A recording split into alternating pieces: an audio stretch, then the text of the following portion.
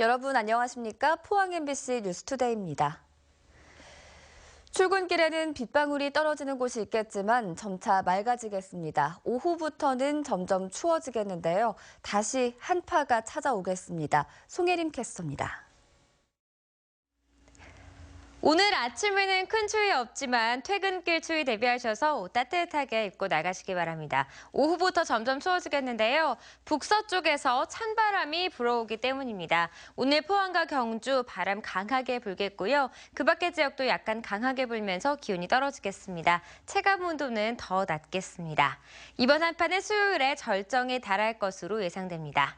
한편 오늘 아침 곳곳에 빗방울이 떨어지고 있습니다. 비는 곧 그치겠고요. 하늘은 점차 맑아지겠습니다. 울릉도와 독도 지역도 오늘 바람 강한 가운데 비가 내리겠습니다. 자세한 지역별 날씨입니다. 오늘 낮 최고 기온 10도 내외를 보이겠습니다. 오전에는 구름 조금 끼다가 오후가 되면 점차 맑아지겠습니다. 낮 기온 울릉도가 7도, 독도 9도 예상되고요. 울릉도와 독도 지역은 오늘 하루 종일 비 소식이 있겠습니다. 동해 먼 바다에도 비가 내리겠는데요. 바다의 물결 최고 3m로 일겠습니다. 이번 주 계속 영하의 추위를 보이는 가운데 수요일에는 포항이 영하 4도까지 떨어지는 등 가장 추운 날씨가 예상됩니다. 날씨였습니다. 아열대 기후가 현실화되면서 경북 동해안에도 제주도 특산물인 한라봉이 본격 재배될 기세입니다. 선도 농가들은 기후변화에 대처해 발빠르게 농작물을 교체하고 있지만 과잉 재배 우려가 높은 만큼 꼼꼼히 따져봐야겠습니다. 김기영 기자가 보도합니다. 제주 특산 한라봉이 경주, 포항, 영덕에 이어 울진에까지 재배에 성공했습니다. 안동에서는 파파야와 망고, 용과, 분홍벨벳, 바나나 등 갖가지 동남아 열대 과일이 재배되기 시작했습니다. 제주도의 한 농민은 육지에서 본격적인 한라봉 재배지로 포항을 선택해 이동하기로 했습니다. 올겨울 들어 포항의 낮 기온이 영하로 내려간 날이 하루도 없었는데다 제주도보다 물류비 측면에서 월등히 유리하기 때문입니다. 영하 5도 이상 떨어지는 날이 한 길게 가봐야 일주일 정도 유지되는 부분은 충분히 난방기로 충분히 컨트롤이 될 수 있는 정도이기 때문에 육지에서는 지금 포항 쪽이 최적지라고 판단합니다. 포항시는 기후 변화에 따른 농작물 전환을 선제적으로 지원할 방침입니다. 쌀 산업도 지금 위기고 그리고 사과도 과잉 재배로 가격이 떨어지고 있습니다. 이때 한라봉 시험 재배 성공으로 인해 울진군은 온대성 체리를 지역 특화 작목으로 집중 육성하기로 하고 70여 명을 대상으로 재배 기술을 교육하고 있습니다.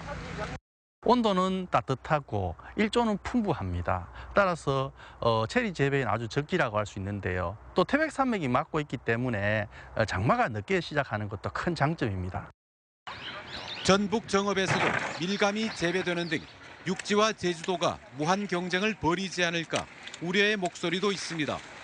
특히 FTA 체결로 내년부터 과일류는 사실상 무관세가 되면 가격 경쟁력이 뒤처져 무턱대고 재배했다가는 실패하기 십상입니다. MBC 뉴스 김기영입니다. 경북 도내 농산물 도매시장에서 유통된 농산물은 잔류 농약으로부터 대체로 안전한 것으로 나타났습니다. 경북보건환경연구원이 지난 1년 동안 공영 도매시장에서 과일과 채소류 등 600여 건을 수거해 잔류 농약을 검사한 결과 550여 건에서는 농약이 전혀 검출되지 않았습니다. 또 사과와 딸기, 깻잎, 상추 등 62건에서 살충제 등 22종의 농약이 검출됐지만 허용 기준치 이내였고 홍고추 1건만 살충제가 허용 기준치를 초과해 회수 폐기했습니다. 경상북도와 포항시는 야생조류의 분변에서 AI 바이러스가 검출되자 선제 대응에 나섰습니다. 포항시는 5일 장기면 신창리 해안가에서 채취한 야생조류의 분변에서 조류 인플루엔자 바이러스가 확인되자 10km 이내에 위치한 23가구에서 300여 마리의 토종 닭을 도태시켰습니다. 경상북도는 지금까지 상대적으로 방역이 취약한 소규모 농가 3,300여 가구에서 3만 8천여 마리의 닭과 오리를 미리 도태시켰습니다. 한편 경상북도와 시군은 그제와 어제 이틀간 소하천과 저수지 2,800개소 등 야생조류 서식지와 주변 농가를 대상으로 일제 소독을 했습니다. 더불어민주당 문재인 전 대표가 어제 경주를 찾아 원전에 대한 생각을 밝혔는데요. 국가 에너지 정책을 탈원전으로 전환해야 한다고 밝혀 대선 결과에 따라 원전 정책의 변화가 불가피할 것으로 예상됩니다. 보도에 김철승 기자입니다. 유력 대권 주자인 문재인 더불어민주당 전 대표는 경주를 찾아 9.12 지진 진앙지 마을을 둘러봤습니다. 이어 경주 시내에서 시민 간담회를 갖고 원전 사고 시 대재앙이 우려된다며 새 원전을 짓지 않고 수명이 다한 원전을 폐로하는 방식으로 국가 에너지 정책을 탈원전으로 바꾸어야 한다고 말했습니다. 문 전 대표는 특히 활성단층에 대한 전문기관의 연구 결과가 나올 때까지 경주 지역 원전 6개의 가동 중단을 촉구했습니다. 조사들을 거쳐서 그래도 좀 안전하다라는 판단이 날 때까지는 월성 원전은 저는 가동을 멈춰야 한다고 생각합니다.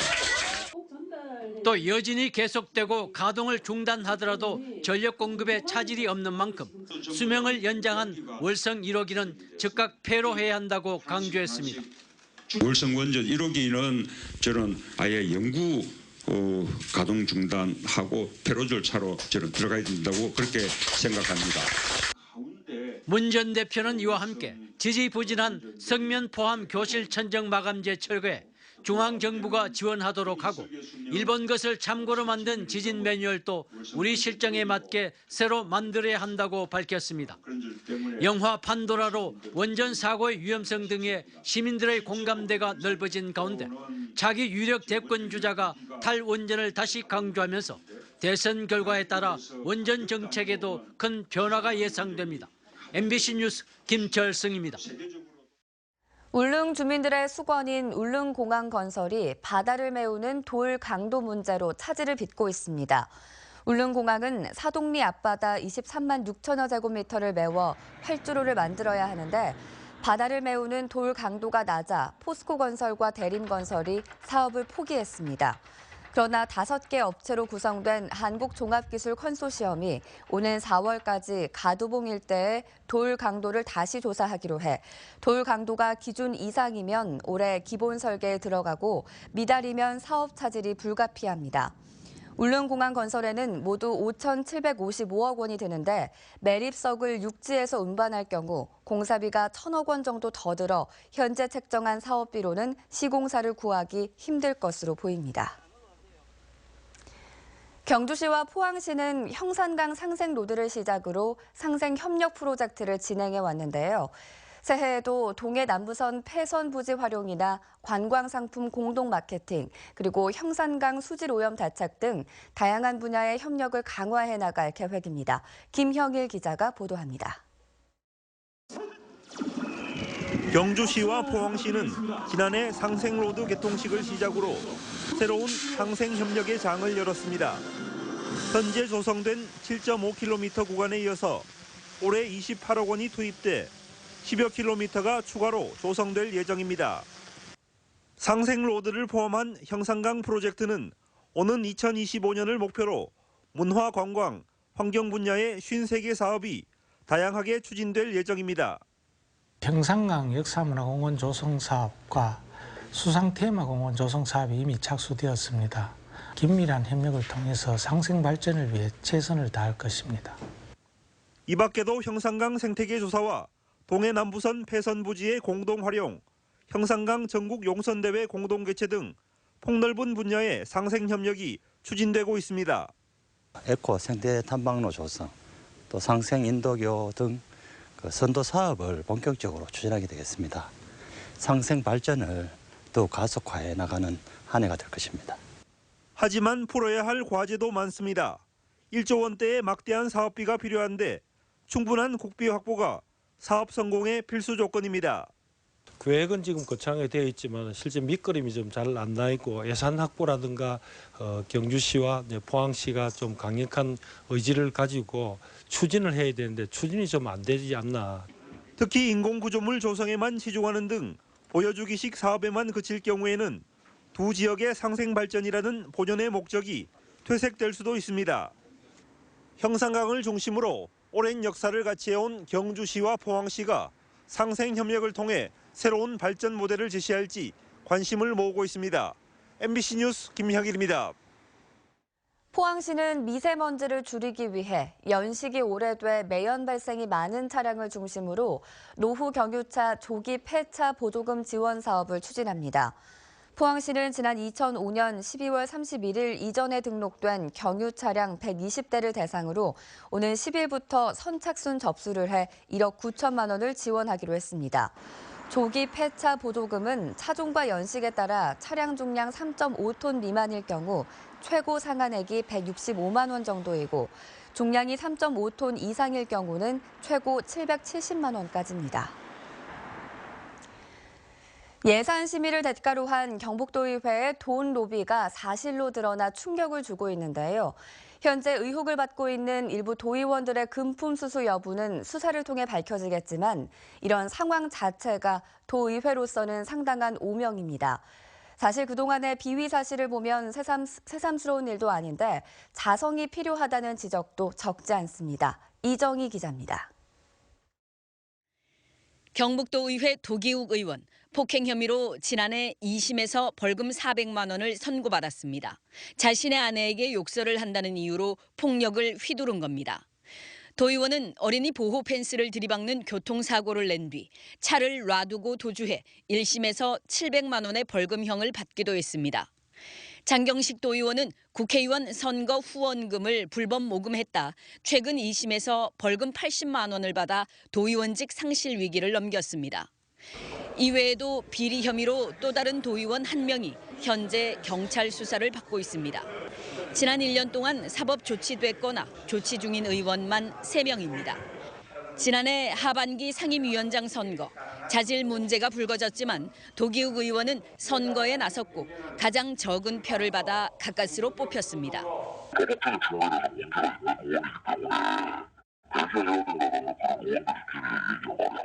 도의원들의 부정과 불법을 조치해야 할 윤리특별위원회는 단 한 번도 열리지 않았습니다. 범죄에 대해서도 묵인하는 모양새여서 도의회 내부에서도 쓴소리가 나옵니다. 윤리위원회 개최는 의장이 소집 본회의에 보고가 돼야 돼요. 엄격하게 잣대를 들이대야 되는데도 불구하고 미흡한 부분이 있었고. 최근 국민권익위원회가 발표한 지방의회 청렴도 조사 결과 경북도의회는 17개 시도의회 중 14번째, 1년 전보다 더 떨어져 하위권을 벗어나지 못하고 있습니다. 대한민국의 적폐를 청산하자는 분위기가 커지고 있는 만큼 도의원들도 구태에서 벗어나 엄중한 자성이 필요해 보입니다. MBC 뉴스 이정희입니다. 경상북도는 올해 7조 원을 목표로 미래 먹을거리 산업인 스마트 용 복합 산업과 첨단 과학 관련 기업을 대상으로 투자 유치에 나섭니다. 지역 전략 산업과 연계된 신성장 산업 탄소, 티타늄, 스마트 기기 관련 기업의 투자 유치에 중점을 두고 경쟁력이 뛰어난 융 복합 의료기기, 로봇, 바이오 백신, 가속기 연관 기업의 투자 유치에도 나서기로 했습니다. 경상북도는 지난해 6조 2천억 원의 투자를 유치해 외국인 투자 유치 분야 전국 최우수, 수도권 기업의 지방 이전 및 신증설 투자 유치 최우수상을 받았습니다. 최근 수년간 호황을 누렸던 대구 부동산 시장이 지난해부터 조정을 받고 있습니다. 올해는 물량이 늘어난 데다 금리까지 올라 시장 침체가 더욱 가속화될 것으로 우려되고 있습니다. 이상원 기자가 보도합니다. 지난 2005년부터 지난해까지 12년 동안 대구의 주택시장은 중대형 위주의 과잉 공급기, 미분양 누적으로 인한 과소 공급기, 중소형 위주의 균형 공급기를 거쳤습니다. 올해부터는 입주 물량 증가로 10,000 가구 가까운 주택이 과잉 공급되는 상황에 직면할 것으로 부동산 업계는 예상하고 있습니다. 매매 시장은 수요보다 공급이 부족한 수성구 등 일부 지역을 제외하고는 대부분 지역에서 약세가 이어질 것으로 보입니다. 달성군과 서구 쪽은 현재 수요보다는 공급이 많기 때문에 오히려 가격 하락을 부추기면서 대구시 전체의 가격 격차가 심해지는 그런 상황이 될 수도 있겠습니다. 전세 시장의 불안정성도 함께 커져 전세값 하락으로 집주인이 세입자에게 끌려다니는 이른바 역전세난이 나타날 수도 있다고 부동산 전문가들은 전망하고 있습니다. 2015년도에 높은 전세를 안고 산 갭 투자자가 상당히 많았었는데 대부분 올해 전세 만기가 돌아오게 됩니다. 최근 어떤 전세 가격이 하락하게 되면서 일부 지역에서 역전세도 나타날 가능성이 있습니다. 여기에 미국 금리 인상에 따른 시중금리 인상이 예상되면서 가계대출 가운데 주택담보대출 비중이 높은 대구 소비자들에게 큰 부담이 될 가능성이 높습니다. 부동산 전문가들은 주택을 구입할 때 가격 상승을 기대하기보다는 더 떨어지지 않는 지역이 어딘지를 우선 생각하고 무리하게 대출을 받아 내 집 마련을 하는 것은 자제할 것을 조언하고 있습니다. MBC 뉴스 이상온입니다. 포항시가 연안 침식이 심각한 도구 해수욕장 정비를 위해 기본 및 실시 설계비로 국비 8억 원을 확보했습니다. 포항시는 올해 설계 용역 결과를 바탕으로 내년부터 모래 유실 방지 시설과 모래 채움 공사를 하기로 했습니다. 도구해수욕장은 급격한 연안 침식으로 지난 2013년 12월 해양수산부에서 연안 완충구역 국내 제1호로 지정했습니다. 지난해 울릉도 주변 바다는 예년에 비해 잠잠했던 것으로 조사됐습니다. 한국해양과학기술원 자료를 보면 지난해 울릉도 주변 바다인 동해 중부 먼바다의 풍랑특보 발령일은 64일로 2015년 80일에 비해 16일 줄었고 2009년 이후 가장 적었습니다. 바다가 잠잠해지면서 지난해 육지와 울릉도를 연결하는 여객선은 연간 284일 운항했으며 결항률은 22.4%에 그쳤습니다. 요즘 아이들 방학이어도 시간이 없다고 하지만 그렇다고 그냥 보내기는 아쉬운데요. 합창으로 특별한 추억을 쌓고 좋은 일까지 하는 아이들을 만나봅니다. 김민주 아나운서가 소개합니다.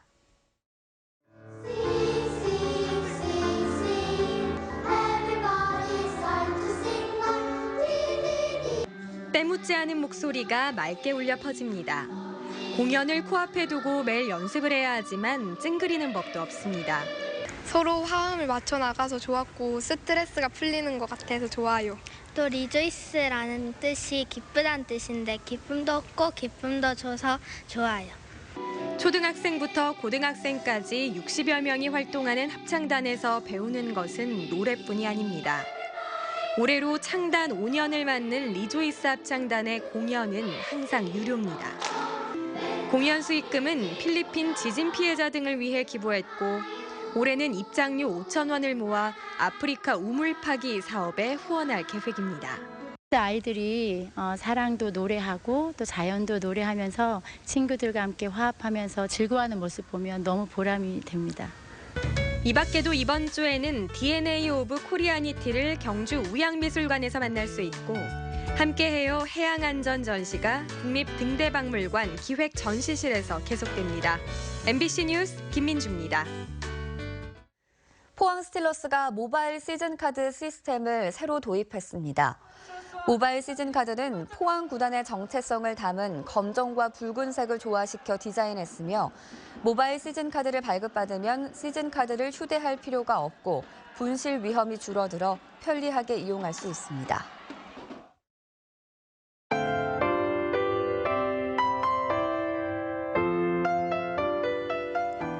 오늘 아침에는 큰 추위 없지만 퇴근길 추위 대비하셔서 옷 따뜻하게 입고 나가시기 바랍니다. 오후부터 점점 추워지겠는데요. 북서쪽에서 찬바람이 불어오기 때문입니다. 오늘 포항과 경주 바람 강하게 불겠고요. 그 밖의 지역도 약간 강하게 불면서 기온이 떨어지겠습니다. 체감 온도는 더 낮겠습니다.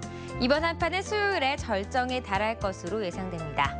한편 오늘 아침 곳곳에 빗방울이 떨어지고 있습니다. 비는 곧 그치겠고요. 하늘은 점차 맑아지겠습니다. 울릉도와 독도 지역도 오늘 바람 강한 가운데 비가 내리겠습니다. 자세한 지역 별내십니다. 오늘 낮 최고 기온 10도 내외를 보이겠습니다. 오전에는 구름 조금 끼다가 오후가 되면 점차 맑아지겠습니다. 낮 기온 울릉도가 7도, 독도 9도 예상되고요. 울릉도와 독도 지역은 오늘 하루 종일 비 소식이 있겠습니다. 동해 먼바다에도 비가 내리겠는데요. 바다의 물결 최고 3m로 일겠습니다. 이번 주 계속 영하의 추위를 보이는 가운데 수요일에는 포항이 영하 4도까지 떨어지는 등 가장 추운 날씨가 예상됩니다. 날씨였습니다. 이상으로 포항 MBC 뉴스투데이를 마칩니다. 여러분 고맙습니다.